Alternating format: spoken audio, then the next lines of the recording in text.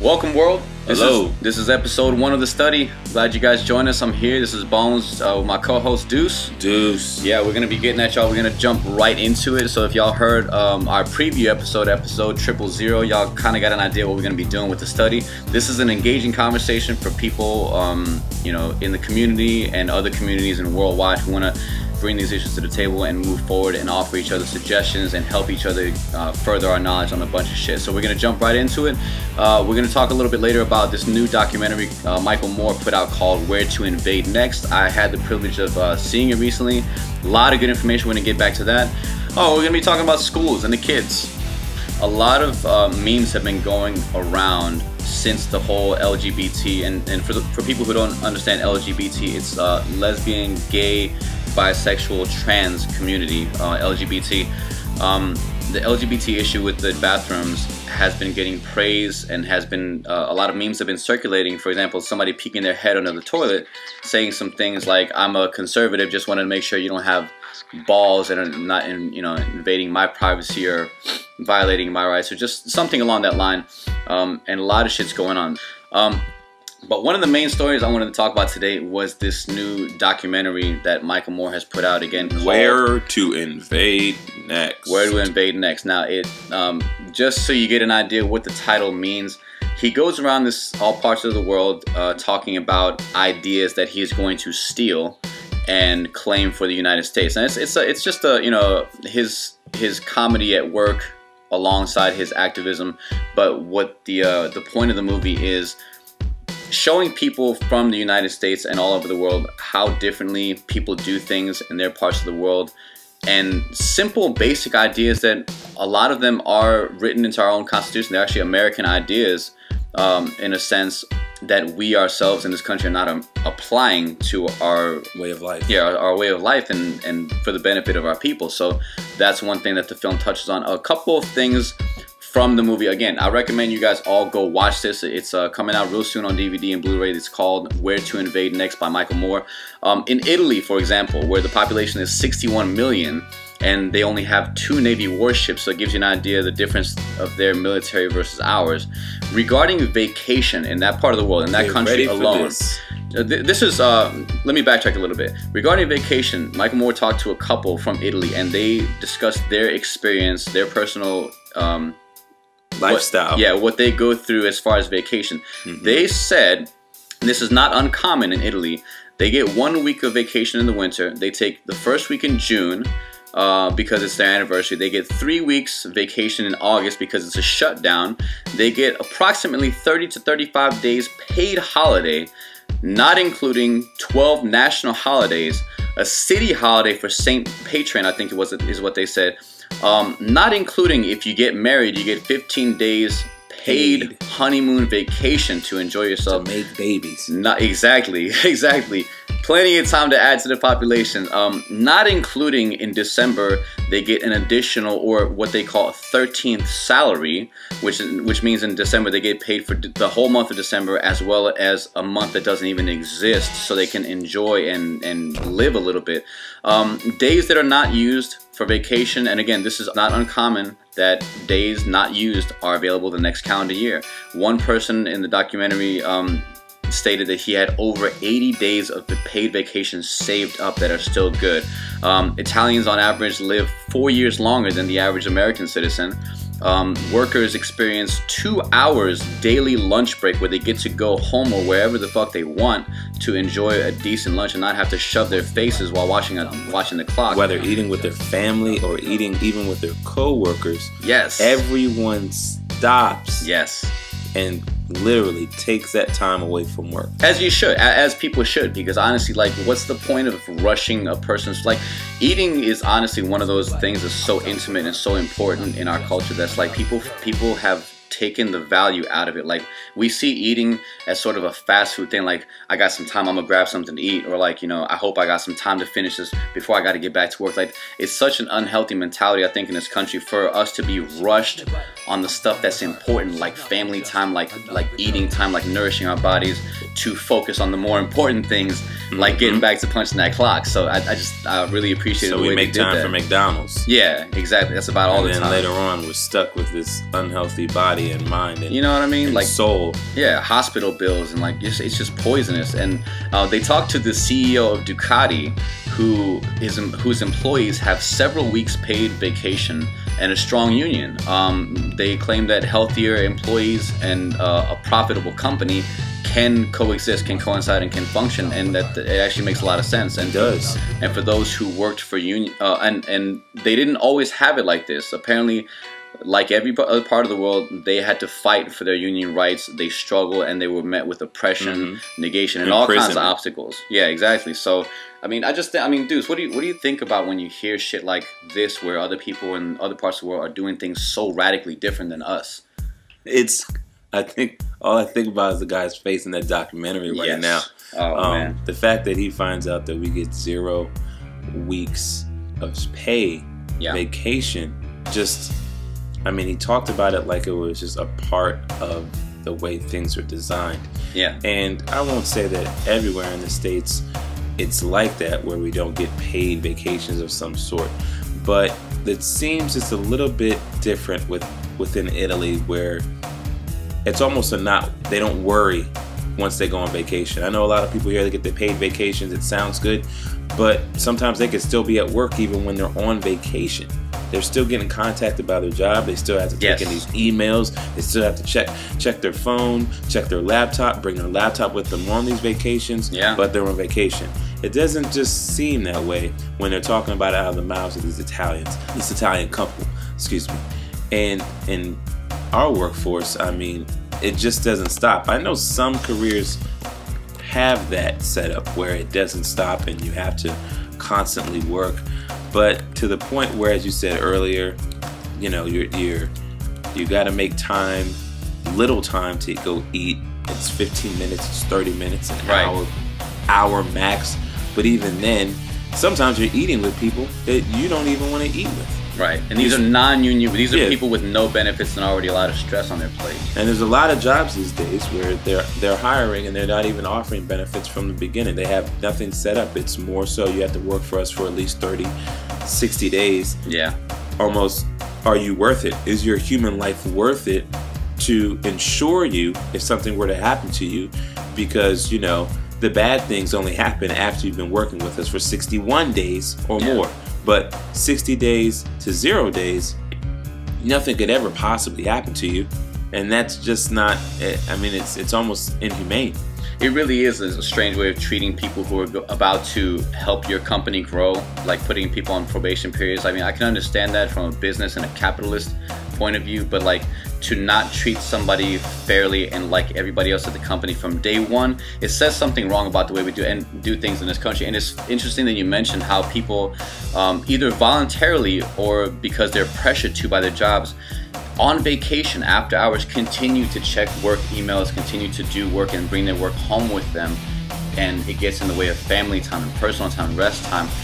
There are countries that are talked about in the documentary where employers are by law not allowed to contact employees after hours, by vacation, and even if they do, employees by law are not required to acknowledge any of it because they have such a high respect for family time and personal time and quality of life versus how we do here or don't do here, that you literally nobody. It's a strange and unheard of thing for people to be working from home and after hours, and we do that all the time here. It's very common here. We like a well-oiled machine. I mean, we talk about it, but in terms of actually doing it, it just doesn't seem that way. It doesn't seem like a well-oiled machine. It seems like you're willing to run a 6-cylinder car off of 3 cylinders as long as the same amount of work is getting done. Excuse me. But eventually, running 3 cylinders on a 6-cylinder car, that car's going to shut down. Yeah, you can only push a person so far before you've exhausted their production capability. And that's one thing that's talked about in, I'm not sure how many people are familiar with Dr. Stephen Covey's work. He's the guy who wrote the 7 Habits of Highly Effective People. One of the things he talks about in his material, in his book, is the PPC balance. And for people who don't understand what that means, P stands for production and PC stands for production capability. It's sort of like the story of the golden gooses in the example that he gives in the book. If the person who wants the golden eggs just, you know, forces the goose to lay as many eggs as possible, it'll exhaust the goose dies, no more golden eggs. You have just killed your production capability by exhausting it and focusing too much on production. And I think that reminds me exactly what you're talking about, how the people are just working and working and working with this mentality that like the more work they put in, the more they'll actually produce, but it's actually not like that. For example, another thing that's talked about in the movie is that kids in Finland have the shortest school day and school year than any other country, and in a lot of senses do better. They have on average 20 hours of school per week. Let me say that again. 20 hours. This is young children. 20 hours. And the days, like they said, Monday is about 3 hours, Tuesday about 4 hours, depends on the age. The average day of school in the States is 7 hours, 5 days a week. That's 35 hours of school. Yep, and that's not including, you know, after school, because people are still working. People have to go to before and after school daycares, you know, after school camps, SACs, things like that. Like, they don't go home after school, whereas people in these other parts of the world, they check out of school and they're done. These kids have to go to the second, you know, place where they get, you know, taken care of before they ever get to go home around 8 p.m. and maybe sneak in a little family time before bed. In Finland, they also have, for the most part, private schools don't exist because they've decided that all schools in Finland should be equal. In other words, if you're a family from this part of Finland and you move to this part of Finland where you go to a different school, different friends, different location, you don't know anything, you are going to be right in line with what you were learning at the other school, because that's how they've made their schools by law. And private, like I said, private schools practically don't exist. And what this results in is rich kids going to school with poor kids and making friends with them and developing long-lasting relationships. And what you see years down the line, what they're saying is that these kids who go on to make good money and have resources and can help people get jobs and can create jobs, they remember these kids who they went to school with, who are their friends. Yeah, and they don't look at them as another type of human being. They're like, yeah, I know you, I loved you, you know, you were great, I'm gonna help you out. If you're in this financial situation, you know, you got skills, you can work. So they look out for each other in those, like, for example, in Finland, in many parts of the world, it's just, and it's crazy, like in this country. It just doesn't sound like they're trying to distance themselves so like from one type of person to another type of person. Yeah. And something they also talked about in that documentary about Finland's schools is that they're all equal. Yes. In the sense of the quality of the school, where you have here in the States, there's private schools, there's Montessori schools, there's tutoring centers, there's public schools, and all of these schools are of different caliber. You've seen the documentaries of Waiting on Superman, and there's another one, I can't remember the name of it right now, but to imagine that all schools are equal and there's no such thing as a public or private school, it's almost like there's just schools in Finland that the kids attend, and that by doing this, it forces the richer people within the country, within Finland, to make sure that the schools are up to par, period. Yeah. It doesn't mean that, oh, if I'm making millions of dollars, I want my kid to go to this specific private school, and I'll invest my money in this certain private school where it's only fit for 200 kids maybe, but then there's the public school down the street that has 600 kids, and they're getting a less quality education because the same amount of money is not going into that school. Where in Finland, there's 2 schools and both have 400 kids, and there's money going into both that makes sure that all those students are learning or exposed to the same possible learning experience across the board evenly, not just a certain percentage of children that have to be smarter than the other ones.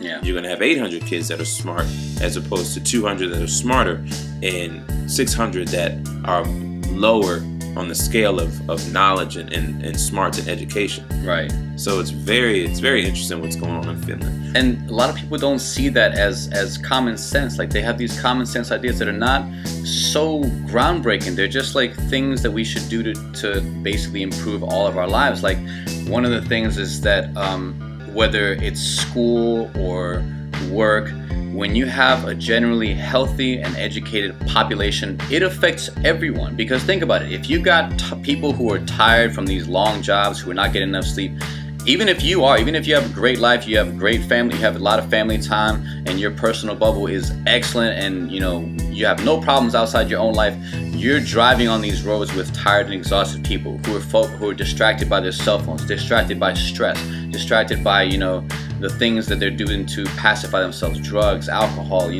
all kinds of stuff. You're affected by the quality of your community, like it or not. There's nowhere you can go where you can live in your own personal bubble other than, to a certain extent.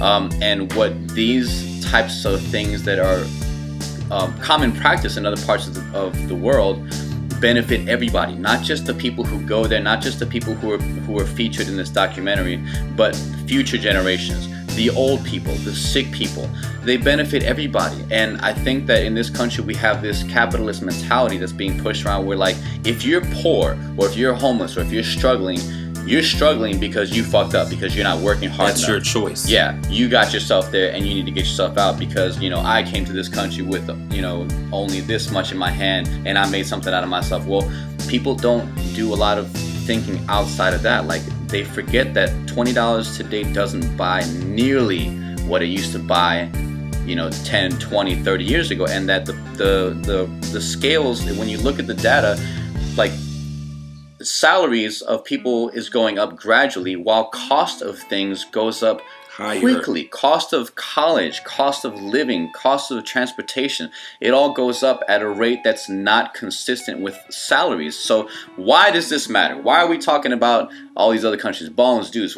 You're telling me all these great things about other parts of the world, how they work, how they go to school. What does that have to do with my life? I'm here in the United States. Well, the point about a healthy society affecting everybody is exactly what it has to do, because I've read stories, and we'll follow up, we'll come back to these issues many times during the study, but people petition, they protest, and they make changes in areas of public school. For example, if you've watched, I think the documentary is called Fed Up, people make changes in the school cafeterias because they've rallied a bunch of parents to say, no, we don't want vending machines in our school anymore. We don't want this kind of food. We don't want, and when you get enough people active and participating in that, you make change. And schools have changed their menus. They've changed the way they do things because enough people have spoken out against it. That's what it has to do with us. Not that, we're not trying to say that these people are better or smarter than us, or they just figured out something that we haven't. No, this is stuff that can make sense to the average person who goes here. Like, why don't I have that for me and my kids? So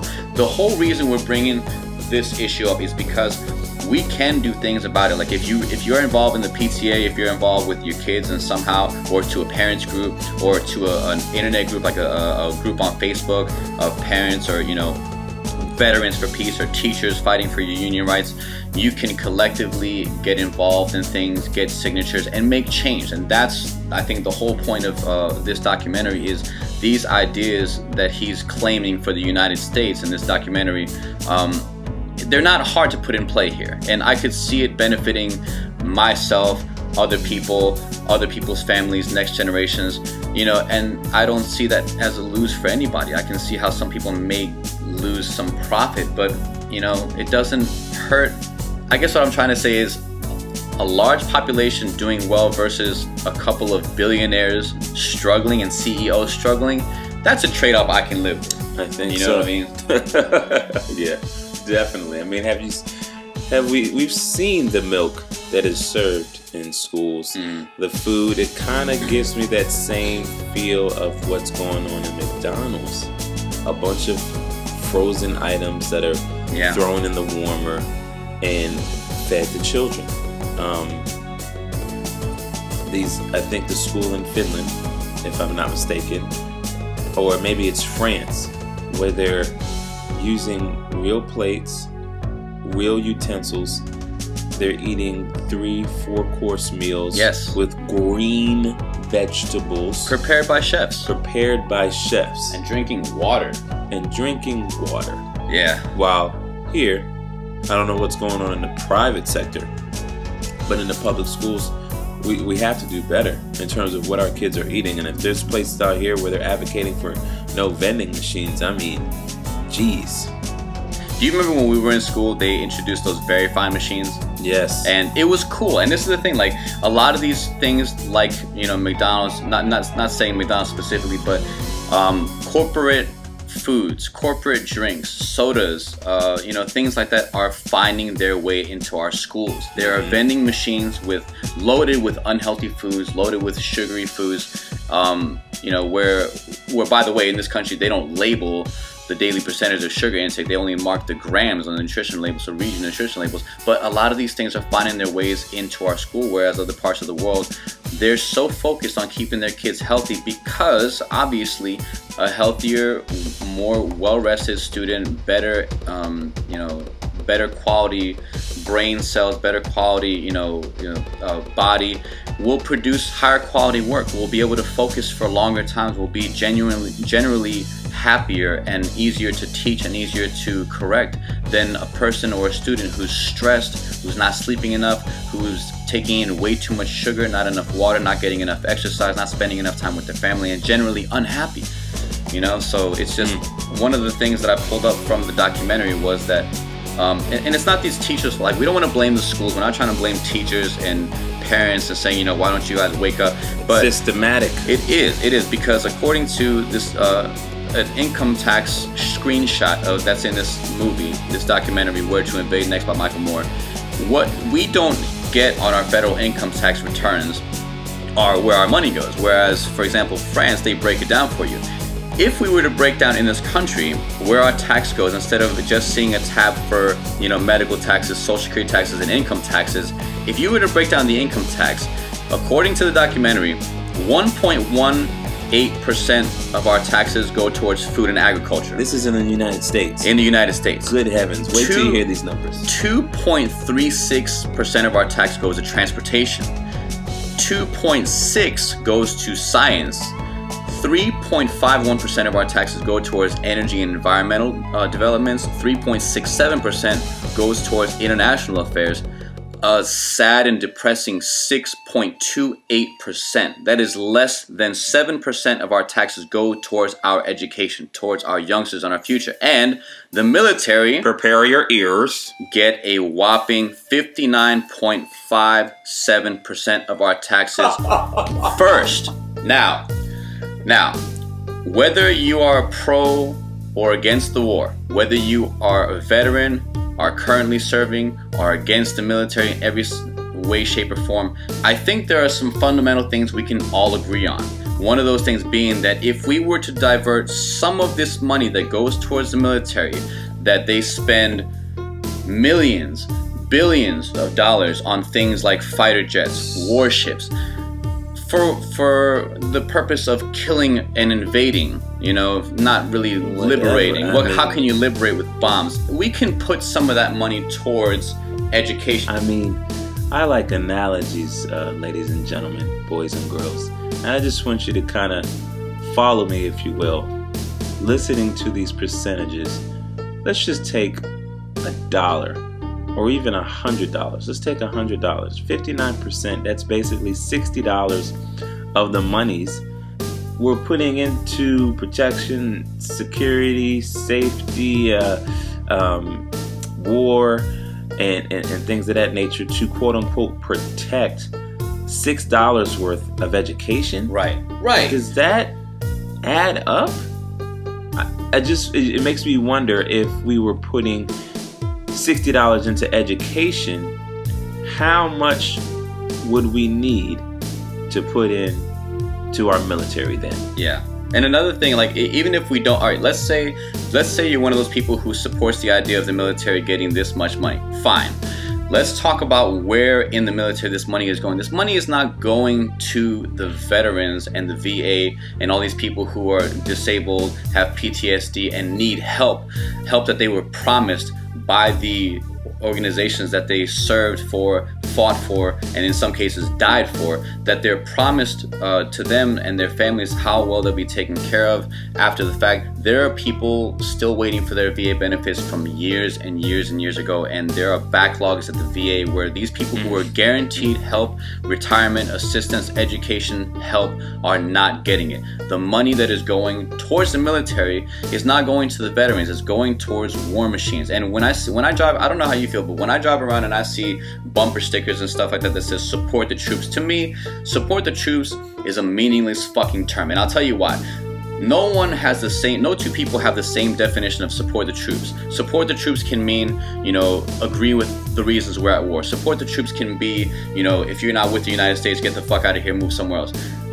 To me, support the troops means take care of these people who are working for you, working for the Army, for the Navy, for the Air Force, for the country. Yeah, take care of them. Give them a real relevant education. Give them real actual healthcare. That's how we support the troops. When you need a prosthetic limb, no questions asked. You get a prosthetic limb. When you need, you know, PTSD medicine, you get PTSD medicine. When you're a veteran, smoking a little weed, hitting the bowl, and you're trying to just relieve some anxiety from this horrible trauma you've experienced, only to get locked up by the very people that you went out there and were told you're protecting, and now you're in a cage because you're dealing with your trauma in a natural and harmless way, you go to jail. That to me is not supporting our troops. So to me, the phrase supporting our troops is highly subjective, and in a lot of cases, the opposite of what I see as supporting the troops, you know?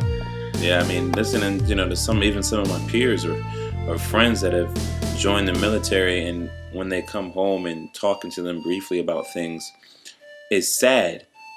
I mean, you heard those percentages in terms of where our money goes. Yeah. For one person, imagine out of 20 people. Imagine out of the people in your apartment complex. Imagine the people out of your single family home neighborhood, where 59% of their monies that they bring in on a monthly basis is going towards the military before anywhere else. That's a lot of money. Yeah, it is. And like you mentioned, people fight, people sign up for different reasons. We at the study, we don't judge people who are enlisted in the military. We give everybody the benefit of the doubt. You're a human being first. You're not a staff sergeant, you're not a general, you're a human being first, and we give those people that benefit of the doubt. You have a family, you signed up for the reasons you think. A lot of people sign up for really ignorant reasons. A lot of people have been brainwashed, and a lot of people signed up to really try to make a difference, and when they find out what they've actually gotten into, it's a whole different story. So, you know, don't take our word for it when we talk about, you know, the military and things like that, because it's a very sensitive subject for a lot of people. We have a lot of family members in the military. We respect what they try to do. We support them in every way we can, in every way we know how. But the reality is that a lot of these veterans, you can hear speak for themselves, have spoken out against the corruption, about the false agendas, about the false flags, about the false promises, about the things that are going on behind the scenes after you enlist, and what you're really out there protecting, like this imperialistic investment and capitalistic society. Like, it's not what people sign up for. People sign up to make a difference in some way, shape, or form, and they're like, you know, rap artists who sign a bad deal. You can't get out of these contracts, and it's very difficult to renew your life anyway. So I mean, war and military spending is an issue we're going to come back to several times in the study, so you're going to hear us talk about this issue a lot, and we don't want to depress the shit out of you guys. But again, all this information from the documentary Where to Invade Next, go out, watch that movie when it comes out on DVD, when it comes out on Blu-ray, whatever it is, Netflix, any outlet. Learn about how people do things in other parts of the world. Again, not because other countries are better than the United States, that Americans are so dumb. No, I think Americans are just misinformed and underinformed, and we can change that. We can change that for ourselves. We can inform ourselves. We can empower ourselves. And I think that's one of the core focuses of this podcast, of the study, is all these little in case you missed the things that you can go out and research on your own, to really see how simple and practical it could be to adapt these things to our way of life and improve the quality of life for everybody. Yeah, so we're gonna move on. Before we wrap up the show, we're gonna do a little artist spotlight. Art, to me, and to a lot of us here at the study, it means personal expression, emotion translated into action. So our artist spotlight today is actually on my brother DEUCE. He released a mixtape. Too Many. Yeah, he released a mixtape under the name Too Many back in 2007. Yes. No, 2006, I want to say. 2006, called Private Fame. Private Fame. And listening to Private Fame, like, it's a really energetic project. Like, I really appreciated the fact that it's something that, whether or not you tune into the lyrics, like, the sound is so energizing and refreshing. Like, when you play that mixtape from beginning to end, you're really, like, jolted with energy, and then you get the messages that are behind it that are still relevant to this day. Talk a little bit about the people, whether they're musicians, MCs, or people from your personal life or through history that maybe influenced some of the things that you wrote about and talked about in making the project. That's a lot of people.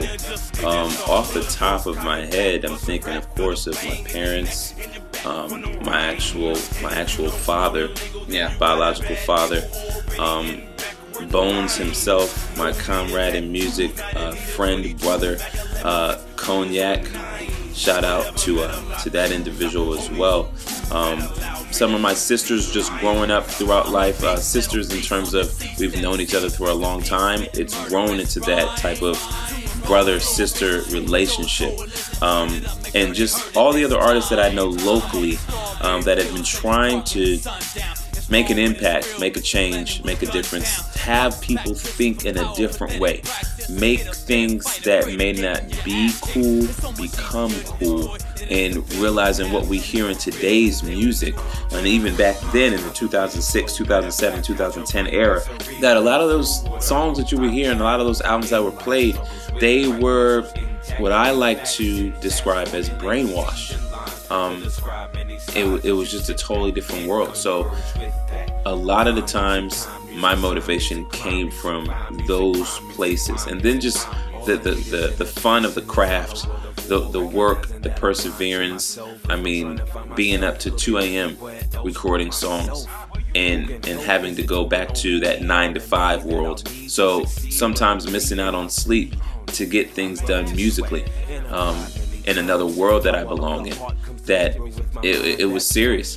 I really had to knuckle down and put in the work to get that done. Of course, I love the kids. Yeah. And making sure they're learning other things and showing, especially my family members, as I said before, my parents, that there's more words out there than bitch, hoe, fuck, nigga, and all that stuff that people may be offended by or gasp at. That there's so many other words out there that can be played with, but at the same time, when you bring in the quote-unquote curse words, you have to look between the lines, because before me, they had other artists saying these things that they realized that, oh man, it's not just curse words that I hear. This person actually, I know too many to be a critical thinking individual. Wow. He isn't just saying fuck. You got tracks talking about your personal experience, like my music and stuff. So anyways, it's a strong project. I encourage y'all to go out there and check it out. It's called Private Fame by To Invade Next. It's a free download at darknightrecords.com. Go check it out. We'll link to it in the post of the study. We're gonna wrap it up for today. So a lot to take in. Go see that documentary, To Invade Next. Check out To Invade Private Fame. It's a bumping mixtape for free $99. It costs you nothing but a little bit of time and a download and some space on your hard drive. Enjoy the messages, enjoy the music, and again, support the study, share this with friends. Thank you guys for being here with us for episode 1. This is our first episode 1. Lots of episodes. Milestone. Yeah, this is our maiden voyage. We got a long way to go. We got a lot of things to talk about in the community to hopefully get us going in the right direction 2016 and beyond. Again, special thanks to my brother Deuce for dropping that mixtape, for inspiring us constantly, for being a part of the study. You guys take it easy, be safe. Peace.